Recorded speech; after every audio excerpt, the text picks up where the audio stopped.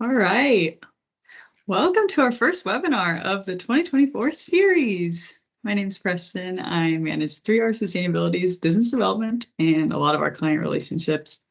As part of my job, I often get to meet with organizations that are looking for a partner to support them with their EcoVadis submission, typically after a customer request comes in. Josh and I get to be the first people to soothe any anxiety around EcoVadis for our customers. And I'm really excited today to share with you the 2024 updates that have recently taken place to kind of empower you around any stress you may have around the EcoVadis assessment. As I mentioned, I work at 3R Sustainability, which is the first and only strategic partner in the United States. We support clients in understanding the ins and outs of the EcoVadis methodology.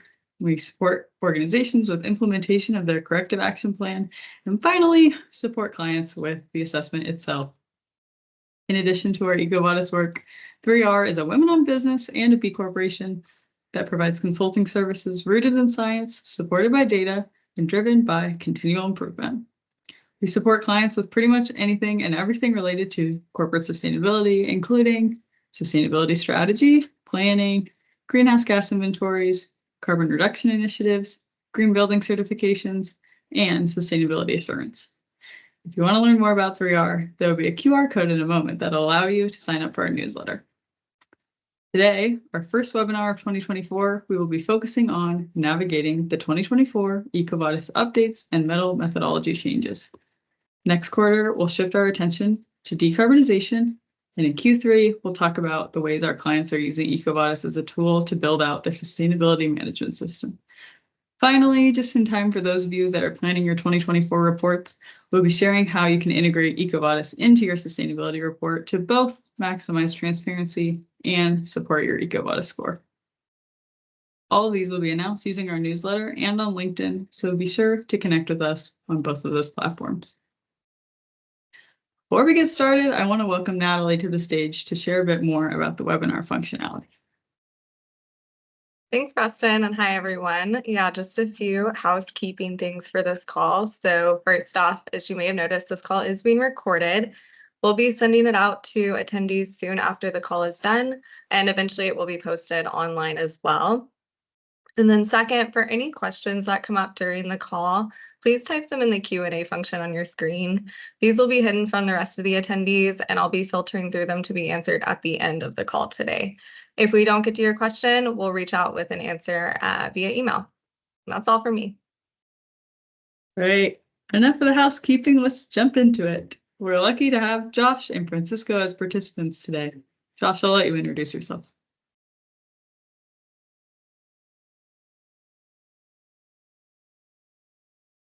Sorry, I'm here. The mute function was a little hidden. But yeah, wonderful to be here. My name is Josh Knupp. I'm a senior manager at 3R, located in Philadelphia, Pennsylvania. And I'm really excited to be part of this panel, especially to talk about EcoVadis and to share the kind of the virtual screen with Francisco, who I've gotten to know over the past several weeks, and I think he has a lot of great insights for us all from the EcoVadis side. He'll introduce himself in a second. I want to talk a little bit more about my primary responsibilities at 3R, just so you kind of understand what my perspective is. So my role is overseeing a lot of really our EcoVadis service line at large. And this could include supporting our clients with their submissions, implementing improvement plans for EcoVadis, and kind of building out their sustainability programs at large. Also develop and support the 3R internal team. We have a multitude of EcoVadis approved consultants that I support, and we do several training sessions with. On that note, I'm doing a lot of internal and external training sessions similar to this one. And then lastly, collaborating and kind of building out that relationship with EcoVadis and maintaining that. And lastly, before I hand it over to Francisco, I want to talk about what I'm bringing to this conversation here. So we work with 3R works with a lot of rated companies, is what I'll call them here. So these are the companies that are getting requests from their customers to complete the EcoVadis questionnaire. So we'll help them kind of start to finish. And that's really the perspective I would like to bring to this panel is how do these changes impact those rated companies, and how does the 3R team support them kind of wherever they're at in their sustainability journey. So I think that's enough for me. I'll hand it over to Francisco to do an introduction for Tom. Thank you, Joshua. So I'm Francisco. It's great to be here. Thank you for having me. I'm a ratings manager in EcoVadis. I'm based out of Mexico City. So my role within EcoVadis, my main role is managing a team of analysts. They're the people behind the actual work behind EcoVadis of analyzing the documents and your questions and giving you all that feedback. I also have other responsibilities such as helping the office grow in Mexico. It's been growing a lot the past years. Also working with select subscription clients and also helping the EcoVadis Academy team to make sure that the content is up to date. So great to be here. It's always of great value for me to be able to, share my knowledge and insights with you, but also to hear back from you as well, so we can implement those changes into the company. Great, thank you both. The first question is for Francisco. Can you share a bit more about the changes that are being made to both scoring and the medal methodology, and a bit more about why those changes are being made? Of course. So we know it was a big change, a little controversial one. It was probably the biggest change we've had over the past few years. So now the medals that we have are based on the percentile that you're in, not only for your industry, but from all companies in EcoVadis. So we have the platinum, the gold, the silver, and the bronze. And how that percentile works is top 1% for platinum, top 5% for gold, top 15% for silver, and top 35% for bronze. Makes it harder for sure for companies to get to those scores. Those medals. We know this also implies that some companies that had a medal before might not get a medal this year, or they were downgraded to a lower medal. The reason behind this is, first of all, we think this is a way that companies will be able to work harder to achieve their goals, and also just makes that medal be more valuable to the companies and their supply chain. So having a bronze medal or silver, gold, or platinum is now way more valuable to you than it used to be before. So they're more exclusive now. We also added, as you may see, the badges now, the fast mover and the committed. So the committed is for those that have a score between 45 and the bronze medal. A lot of suppliers or companies that had the bronze medal before will now fall under this category, and they'll be able to share it on their websites or any documents that they want to have. And then we also have the fast mover. So this is for those companies that are between 34 and 44 points and are getting a 6-point improvement. So it's a way of acknowledging that those companies are improving. They've been with us for at least 2 years. They're getting a reassessment and they've been improving. And hopefully as they move on, they'll move on to committed and then to a medal. So yeah, as I mentioned, this was the biggest change we've had over the last years, but we believe this is a way to make those medals more valuable to the companies. If I could add one thing to that that I really liked from your point, Francisco, that continuous improvement, where that's the way the badges and now the medals are laid out, where it does emphasize that continual improvement. And you noted how you go from the one badge to the next badge to the medals. So I think I really appreciate that personally, and I think it makes so much sense for organizations, kind of how they should be thinking about EcoVadis. It is about that continuous improvement, and that is the end goal, so to speak. Yeah, totally.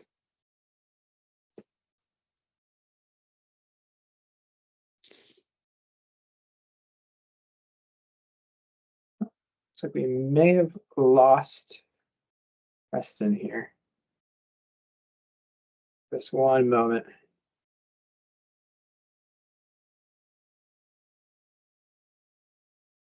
You see me now? Can't see you, but we can hear you. Oh, there we go. Oh. You're back. Weird. All right. I'm here. I could hear you the whole time, so no need to catch me up. Francisco, I wanted to ask if there are any future methodology changes to the medals, if you know of anything, or if this is the last one for a while.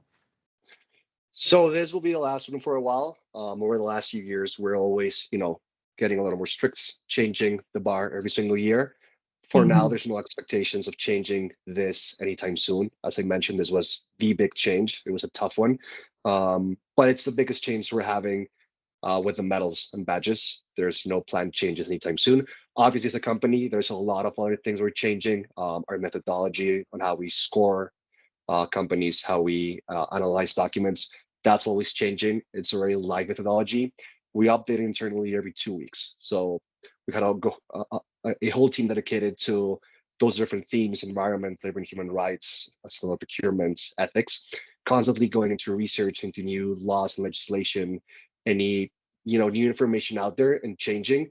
We need to stay on top of the market. And obviously, as we go on, we'll be adding more things for methodology. We are considering, how companies are using AI now. That might come into play sometime soon. So always trying to make sure our methodology on how we rate companies is the best out there and the most updated. Right. It's helpful. Josh, with this change, say that a client or prospective client's medal drops, but the score remains the same.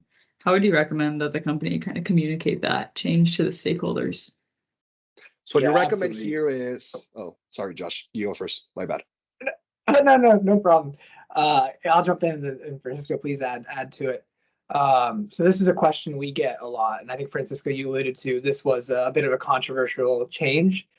So we hear some frustrations on kind of how the methodology, this medal methodology, has changed. But I would say we really focus this from a 3R perspective, and we're communicating with our clients or prospective clients. So there's really kind of 3 areas, the 3 points we'll break it down into. The first one is explain why the change is happening, which I think Francisco did a really nice job of explaining that a moment ago. So that's really the first step, is kind of setting the table. Why is this happening this way?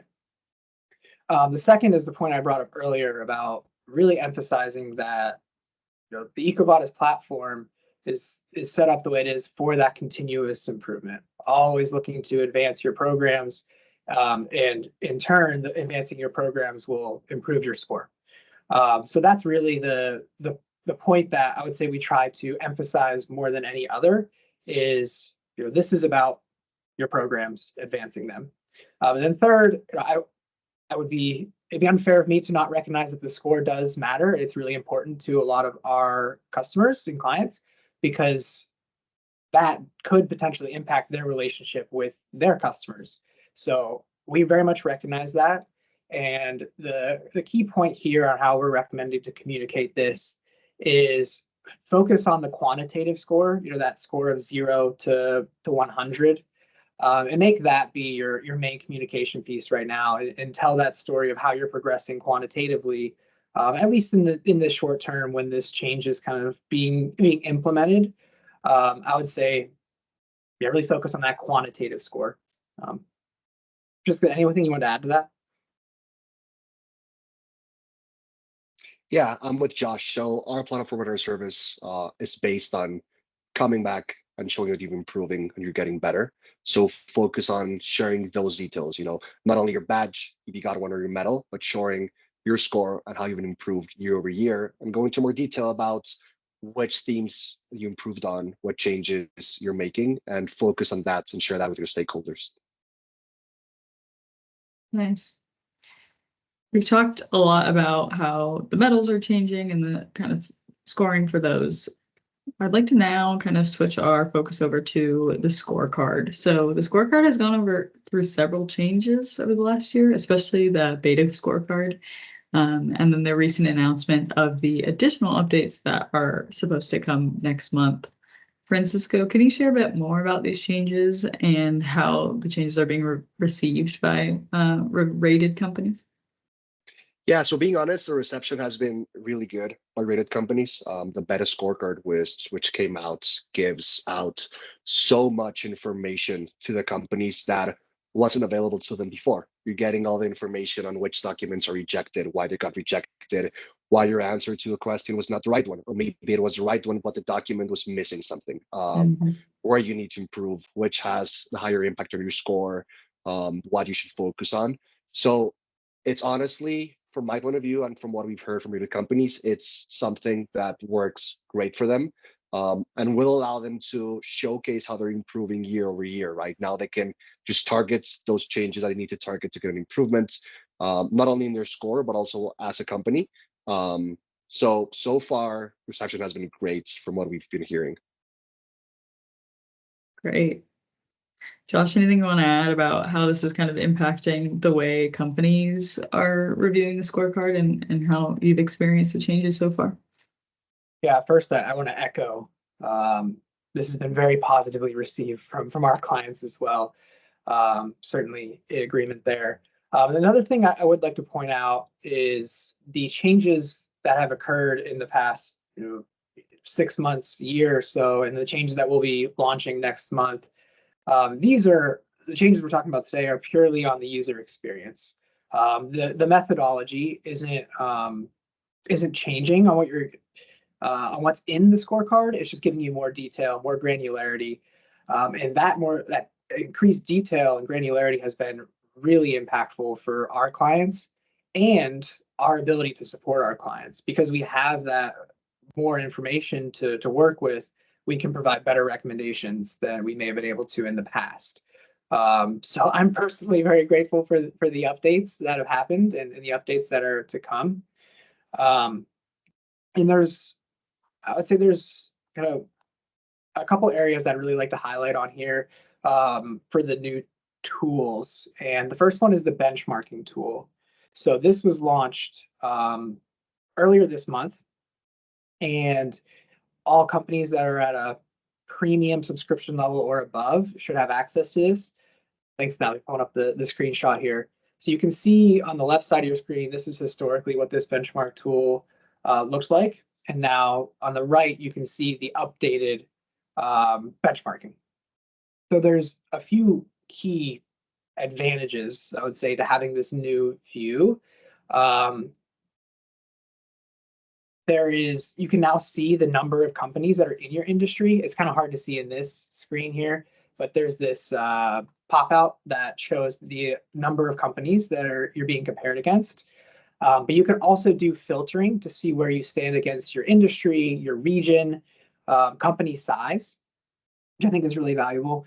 And then the last point there, which is that bottom bar chart, is trending scores for the past 5 years and comparing that to however you want to filter that information. So our clients will be and are using this in a couple different ways. But I would say the primary one is making this part of an industry analysis, part of your sustainability industry analysis, where typically that's one of the first things that 3R will do when we onboard a new client, is take a look at the industry, kind of see where everyone stands with their sustainability practices. And this is really just another tool to be part of that industry analysis. It may not be the only one, because there's more information that we want to gather there, certainly. But this is a really nice snapshot of kind of where the industry stands. So I would say that's kind of the primary thing about the benchmarking that I would want to include. I don't know, Francisco, is there anything I missed there that you want to add to? Well, I think it's also nice you can see the most related industries to your industry. That also helps. We know sometimes, your ISIC might be not too exact. There might be industries that are very similar to you. You can also see that information on your benchmarking. And it also helps with, it goes back to your previous point. How are you communicating to your stakeholders your improvements or how you're doing? Something that I really also like about this clear view of benchmarking is also gives sort of a reality check to the scores that other companies are getting at EcoVadis. Usually, when we see a 60 or a 70 or a 50, overall people relate that score to not a good score. The reality is, if I'm not wrong, the highest score ever for EcoVadis for a company is 83. That's wow. And it's insane that somebody was able to get 83. So being able to see that you get a 60 or a 70 or 50s and comparing it to your industry and being able to benchmark that gives you a good idea that you're on the right path. You're making good progress. you're above your competition, above your industry. And then all the tools we offer, like, the better scorecard, will help you go above and beyond and keep improving. Yeah, I that's love such that. a great point. Go ahead, Jeff. I love having that conversation with clients about, like, I got a 65 and they're going back to their like grade school days. Like 65 is no good. Like actually a 65 is pretty good when it comes to EcoVadis. I think that's a really good point. Yeah, we get that all the time. It's like, I want to get an A, and I'm like, I've never seen a 90. So it's good to know that doesn't even exist. That's a good data point for us to kind of be aware of, and everyone listening as you talk to your internal and external stakeholders. I wanted to share a bit more. The EcoVadis conducted a very detailed webinar about all of these updates, and the webinar is now up on the EcoVadis resource library. I think Natalie is going to post the chat or the link to the webinar in the Q&A. So we don't have the chat enabled for this, but it will be posted in the Q&A. So you can look at that whenever you're able to. Jumping into our next question, aside from the updates that we've already discussed, Francisco, are there any other updates that you expect to happen in the next several months? So some of the updates that we have are more related to our EcoVadis Academy, where some subscriptions will have access to more content before they go for their first subscription, or if they're renewing or getting a reassessment. Our Academy courses, as I mentioned, they're always being updated with the most current information. They're being improved, not just being updated, and adding more modules that are related more to specific industries or specific sizes of clients. So always trying to get you the most help we can possibly give you. We know nobody likes taking more online courses or more online stuff, but in the end, I highly suggest that everybody go into these courses, go into the EcoVadis Academy, and learn as much as you can about what's going on out there and how it relates and how we can make it work for your EcoVadis assessment. We're also launching a new living wage course, which will help consumers understand how that works. Before, we know the thing was a minimum wage, but now we're moving on and transitioning to that living wage. And it goes back to what I say, we're always trying to look for those new topics out there, AI, living wage, and trying to get you as clients up to date on all of these regulations, all of these topics, so you can answer the questions properly when you answer our assessments. Yeah, that's really great. I know even 3R has benefited from the EcoVadis Academy. We have staff digging in there, making sure we're all up to date and kind of aligned on what EcoVadis is putting out there. Josh, do you want to follow up on how our clients have used the EcoVadis Academy and any other tools you think maybe attendees might be wanting to be aware of? Yeah, certainly. To build off that last point, I think every time I go into the EcoVadis Academy, there's a new course in there that I didn't see the last time. So it is actively evolving and really exciting things in there. And from a client perspective, several of our clients are heavily utilizing the EcoVadis Academy and gotten really positive reviews from those courses. So I'd like to point out the best use case that I've seen is using the introductory courses as part of the academy to distribute throughout the organization, throughout our clients' organizations, or a subset of the organization that may not be sustainability experts. They're new to this space. They could be in procurement or they could be EHS, but they haven't seen this side, the sustainability side of things necessarily. So we've had several clients that have distributed this to several people, and I think the courses are really approachable. They're typically, especially in the introductory level, they're about 35 to 45 minutes. So I think everyone has time to do that. And they're great for creating that baseline of knowledge and kind of building the company buy-in. Again, if you don't know necessarily what sustainable procurement is, it's really hard to have those conversations about how do we improve your sustainability, sustainable procurement program. So creating that baseline of knowledge, I think, is really key, and it's something that the Academy is great for. And then one other area that I'd like to point out, I think could be valuable for some of our viewers, is we've had clients use the EcoVadis Academy as a way of setting quantitative targets for their teams. So an example of that would be you have your procurement team and you have, say, 10 buyers on your procurement team. The quantitative target could be to have 100% of your buyers be trained on sustainable procurement. And maybe that's doing the introductory course, but there are some more intermediate courses as well that can really drive into how do we improve, how do we understand the impact on palm oil as an example. They can get pretty detailed within that academy. So I would recommend really taking a look at that if you haven't already. And then as for your second question, Preston, about any other tools, you alluded to this one earlier about the resource tab within EcoVadis's website. There is a wealth of information in there: webinars, white papers, solution materials, all different types of things. I think this webinar will eventually be posted in there, as well as the other strategic training partners. So I highly recommend taking a look at that if you have any questions, not just about EcoVadis methodology and questionnaire and kind of all that, but it really gets into sustainability at large and gives some good educational pieces. Yeah. Yeah. And also linking this to about a scorecard, a neat feature about it is in your improvement areas, it links you directly to the modules of the EcoVadis Academy that are related to that improvement area. So there's no need to then go into the academy and look for that where you're struggling. The better scorecard will link you directly to the course for that improvement area, which is a neat feature now. Yeah, that is neat, because I feel like sometimes we get into conversations after a scorecard comes out. It's like, okay, what's next? That's a very direct what's next. Like, oh, we didn't score well in this indicator. All right, here's the academy course to take a look at. That's great update. Nice. Well, I know we have a few more minutes, and it seems like the Q&A does have a couple questions. Natalie, do you want to join the screen and kind of share what's come in from the Q&A perspective? Yeah, thanks. We did get a few. So first off, in regards to the medal awards, a question came up on if they are based on all company submissions or just specific industries. And then as kind of a follow-up to that, how does EcoVadis adjust or account for industry standards? Yeah, so it's for all companies within EcoVadis. If you want to see relating to your industry, then you can go into the benchmarking tool, as we mentioned, and then share that or communicate that with your stakeholders as needed.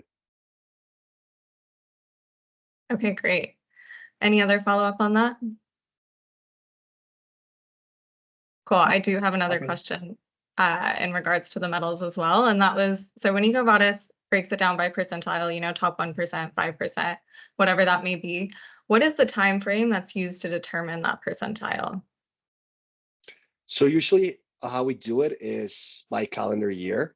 So if you actually go right now into, for example, your benchmarking side, it won't be, it's for those that have gone into submission this year and haven't rated this year. So that benchmark will be changing as we go and as the year goes. Okay, great. Thanks, Francisco. That was all regarding the medals, but in regards to the new scorecard, a question did come up about when that's going to be released and how long customers will have access to the old legacy scorecard. Yeah, so you will have access starting next month in April, is when you will have access to it. I don't have the exact determined date as to how long you will have access to the legacy scorecard, but I know as a company, we're very flexible for when you need any information or access to previous versions. So if you need access, if you lose access to the legacy scorecard, just ask your support team and they'll be able to, just give you information on that. I'll also look into this and send the team in 3R information on this so they can communicate it to you. Okay, thank you very much. Okay, this next question is a little more general, and I'm going to direct it to each of you because I think you'll each have a little bit of a different perspective on this. So the question is, what changes about the new updates are you most excited about? So Francisco, I can let you start it off, and then Josh and Preston, if y'all want to follow up, that'd be great. Honestly, when I saw a better scorecard, even though, well, I'm going to talk about it from my side as a manager for my analysts. there's so much transparency now towards you about what was approved or rejected or etc. It makes my team, be more detailed on how, there's no room for any mistakes now. Even though there's a process to, not make any mistakes when it gets to you, we now have to be on our toes with every single thing, make sure that, there's nothing coming to you and then realizing like, oh, we made a mistake. This should have been approved or rejected. So it's making the quality of our work even better than before, which for me as a manager, I love it. Makes my team, have to work harder and, learn much more and just, stay on their toes. And if I look at it from, if I was a client or a consulting partner, it's amazing the amount of information that you're able to see now. And it makes it, maybe easier is not the right word, but it gives you so much insight on how you can keep improving year over year over year. Compared to before, it was a little harder to navigate how you can improve, but now there's so much detailed information for you. It's just great to be able to see all that and then tackle those issues. So for me, by far the better scorecard is what excites me the most. Yeah, I'll jump in there. I share in that excitement for the new scorecard. In particular, I know we didn't do a full demo on what it looks like come April 10th, I think is the release date for the new scorecard structure. But there is that webinar that's on the EcoVadis resources tab, so you check it out there. But one thing in particular that I'm really excited about is the granularity for each of the indicators. So this is getting a little bit into the weeds a little bit, but you have your themes. So say we're the environmental theme, then you get into the policy indicator. There will be a lot more information at the indicator level that we may not have had in the past. So I'm really excited for that. And I think it's going to be much easier for our clients to digest. What we support along the way, of course, and kind of give our perspective on what the scorecard's been telling.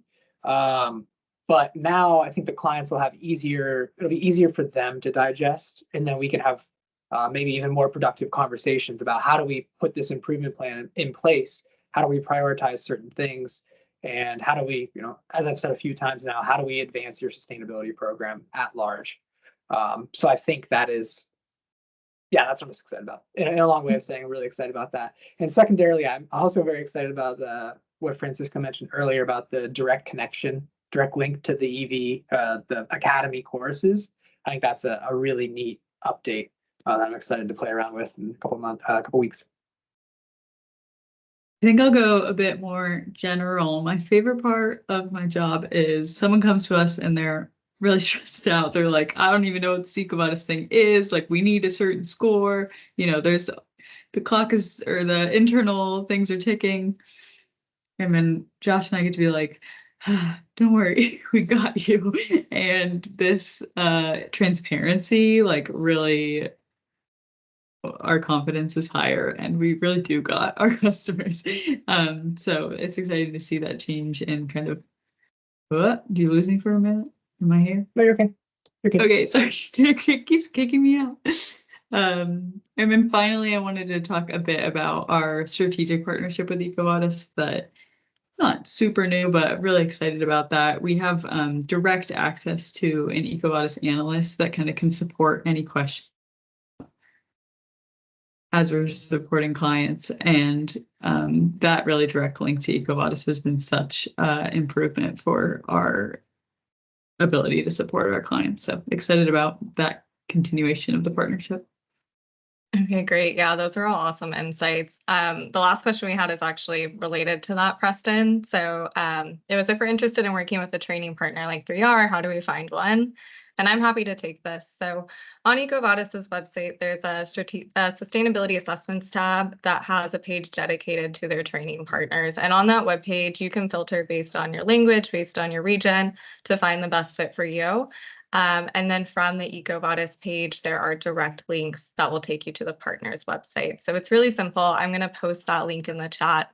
And with that, that was actually our last question. Awesome. I'll wrap it up. I really want to thank everyone for joining, and I hope you gain some insights after this conversation, and I really hope you join our next webinar. Natalie, I think maybe you have a QR code that people can kind of scan and get onto our newsletter and or LinkedIn, where we'll be promoting those next webinars. Yep. Any final words from the presenters? I just want to say a special thank you to Francisco for joining today. I know our network really appreciates the insight, and I've learned a lot from you too. So it's been great to kind of have these conversations, and yeah, thank you so much for joining. Yeah, thank you. Thank you for inviting me. It's great to be here, and thank you everybody for joining. Hopefully you learned a lot and are excited for the future as we are. Stick around and keep this up for just a moment more, but thank you all for joining. Thanks, everyone. Bye, everyone.